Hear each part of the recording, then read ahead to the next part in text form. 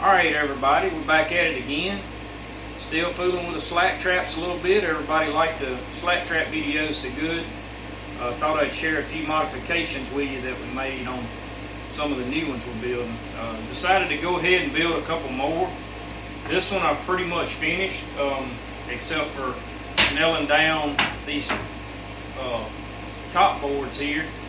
I've got the door just like the other one.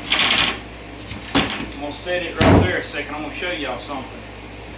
I decided to make these second flues a little bit different. This throat here, we're going to be able to take in and out of the trap. If we get some broke fingers on this second flue, that's always a trouble spot.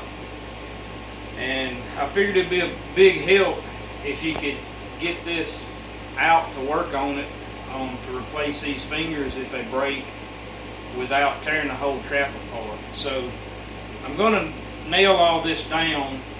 I've nailed it out to here with the staple gun. I'm just leaving it like this a second just to show y'all what I'm doing here. This flue right here will come out. So if we have any trouble with that flue, or if it ever breaks or anything, we can pull it out, replace this a whole lot easier than doing it inside the trap. Now we got some more wood. I got some ash. These are ash throat fingers back here on the second throat. The first one we didn't worry about changing. We still use white oak up there or ash, it doesn't matter. But these are ash. They're a little more flexible. You can see already, and you can see the hole in that one. It turned out pretty good. I've about got them figured out. But the one thing we wanted was, if we have trouble with this throat, fingers break 2 or 3 years down the road, we'll be able to pop this loose here, lift it up, pull that throat out, put a new one in, or fix this one and put it back in. Get a shot of this right here, in here. Now you can see all I did was I went ahead, I'm still 13 inches from the front to the front of my flue here. From right here to right here is 13 inches. So it just slides in. We just put an extra brace here and a little 3-part brace back here. I went ahead and stapled it. That's stapled in there good on the sides, and it works pretty good. So once we put this down, it'll hold all that in place, and it'll hold the throat.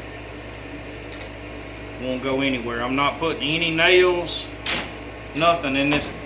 There won't be no brads, no staples. I'm not fastening that in there any kind of way. I just wanted to show you before I went any further how this thing's going to work.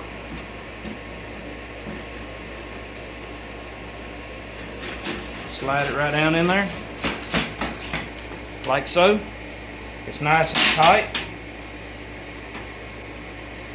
And we'll go ahead now on video and finish stapling this one out.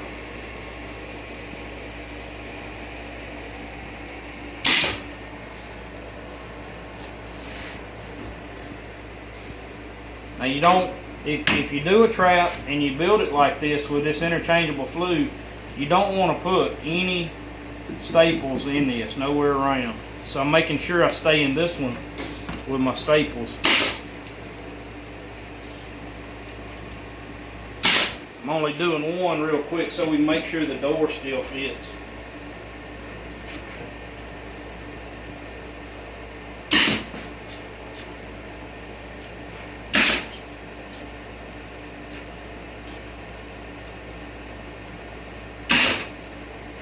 Okay, we'll make sure the door still fits before we go any further. Perfect. Got a 1-inch gap here, 1-inch gap here, 1-inch gap on this side makes us legal.